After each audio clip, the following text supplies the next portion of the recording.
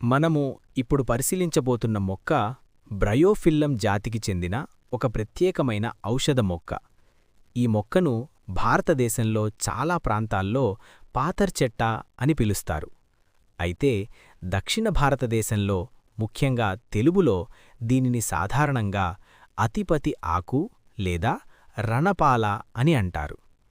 పురాతన కాలం నుండి ప్రజల జీవన విధానంలో మొక్కలు ముఖ్యమైన పాత్ర పోషిస్తున్నాయి. ముఖ్యంగా గ్రామీణ ప్రాంతాల్లో కొన్ని మొక్కలను అందంగా కనిపించడానికి పెంచుతారు. అదే సమయంలో కొన్ని మొక్కలను ఆరోగ్యానికి ఉపయోగపడే ఔషధ గుణాల కోసం కూడా పెంచుతారు. అతిపతి ఆకు కూడా ఇలాంటి ద్వంద్వ లక్షణాలు కలిగిన ఒక మొక్క. ఇది ఒకవైపు తోటలో అందంగా కనిపిస్తుంది, మరోవైపు సాంప్రదాయ వైద్య విధానాల్లో కొన్ని చిన్న ఆరోగ్య సమస్యలకు ఉపయోగించబడుతుంది. ఇక్కడ ఒక ముఖ్యమైన విషయాన్ని స్పష్టంగా గుర్తుంచుకోవాలి. కొంతమంది ఈ మొక్కను తులసి లేదా బిల్వంలాంటి పూజలో ఉపయోగించే మొక్కలతో గందరగోళం పడతారు. కానీ సాంప్రదాయ హిందూ పూజల్లో అతిపతి ఆకుకు ప్రత్యేకమైన ఆధ్యాత్మిక ప్రాముఖ్యత లేదు. అందువల్ల ఇది సాధారణంగా పూజల్లో ఉపయోగించబడదు. ఈ మొక్క ప్రధానంగా ఔషధ ప్రయోజనాల కోసం లేదా తోట అలంకరణ కోసం మాత్రమే పెంచబడుతుంది. ఇంకో ముఖ్యమైన విషయం ఏమిటంటే, బ్రయోఫిల్లం జాతిలో అనేక రకాల మొక్కలుంటాయి. బయటకు చూసేటప్పుడు ఇవి చాలాసార్లు ఒకేలా కనిపించవచ్చు, కానీ ప్రతి రకానికి స్వల్పమైన భౌతిక తేడాలుంటాయి. ఆ తేడాల వల్ల వాటి ఉపయోగాలు కూడా మారతాయి. ఇప్పుడు మనం సాధారణంగా కనిపించే 3 రకాల అతిపతి ఆకులను గురించి తెలుసుకుందాం. మొదటిది పెద్ద అతిపతి ఆకు. ఈ రకం ఆకులు పెద్దగా, మందంగా మరియు నీటితో నిండినట్లుగా ఉంటాయి. ఈ ఆకుల అంచుల వద్ద చిన్న చిన్న మొక్కలు కూడా పెరుగుతూ కనిపిస్తాయి. ఈ లక్షణం ఈ మొక్కను ప్రత్యేకంగా గుర్తించడానికి సహాయపడుతుంది. సాంప్రదాయ వైద్య విధానాల్లో ఈ పెద్ద అతిపతి ఆకును ముఖ్యంగా మూత్రపిండాలకు సంబంధించిన సమస్యలలో ఉపయోగించినట్లు గ్రామీణ ప్రాంతాల్లో చెబుతారు. ముఖ్యంగా కిడ్నీ రాళ్లు ఉన్నప్పుడు కొన్ని ప్రాంతాల్లో ఈ ఆకును ఉపయోగించే పద్ధతులున్నాయి. అంతేకాకుండా ఈ ఆకును బయటకు కూడా ఉపయోగిస్తారు. ఆకును ముద్దలా చేసి చిన్న గాయాల మీద లేదా వాపు ఉన్న చోట పెట్టడం ద్వారా చల్లదనాన్ని కలిగిస్తుందని ప్రజలు నమ్ముతారు. ఈ ఆకులు ఎక్కువగా నీటిని నిల్వ ఉంచే లక్షణం కలిగి ఉండటం వల్ల చర్మంపై పెట్టినప్పుడు చల్లదనాన్ని ఇవ్వగలవు. ఇప్పుడు రెండవ రకం గురించి చూద్దాం. ఇది చిన్న అతిపతి ఆకు. ఈ రకం ఆకులు పరిమాణంలో చిన్నగా ఉంటాయి.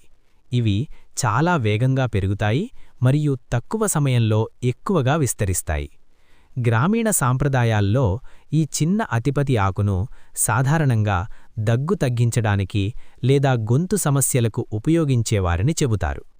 ఇంకా చర్మంపై వచ్చే చిన్న సమస్యలలో కూడా దీనిని ఉపయోగించే పద్ధతులున్నాయి.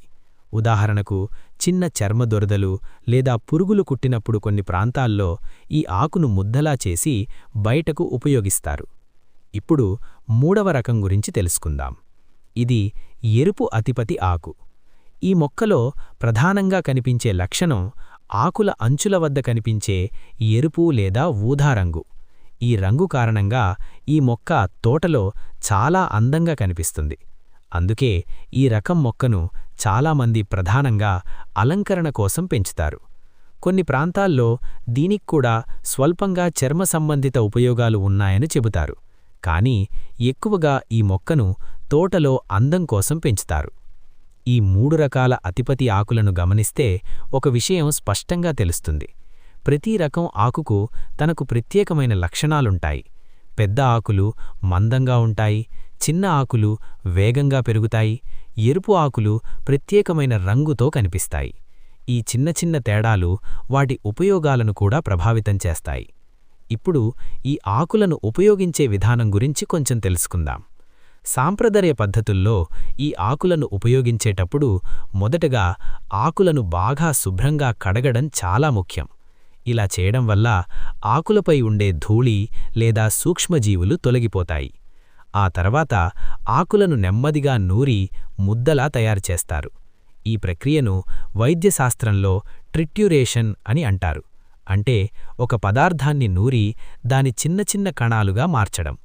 ఈ విధంగా తయారైన ముద్దను కొన్ని సందర్భాల్లో బయటకు ఉపయోగిస్తారు.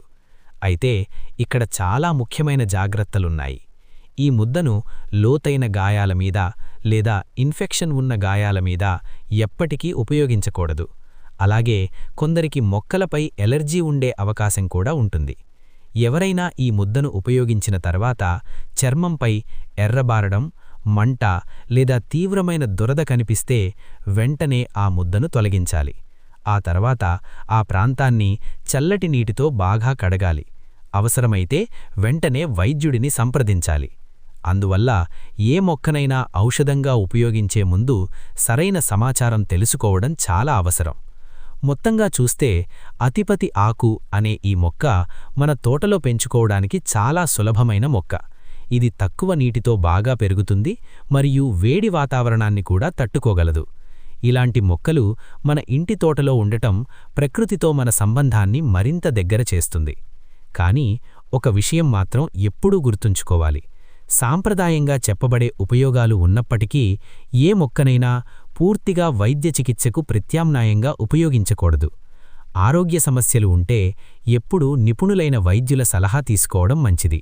ఇలా సరైన జ్ఞానం, జాగ్రత్త మరియు ప్రకృతి పట్ల గౌరవంతో మొక్కలను ఉపయోగిస్తే మన ఇంటి తోట కూడా ఆరోగ్యానికి సహాయపడే ఒక చిన్న ప్రకృతి సంపదగా మారుతుంది.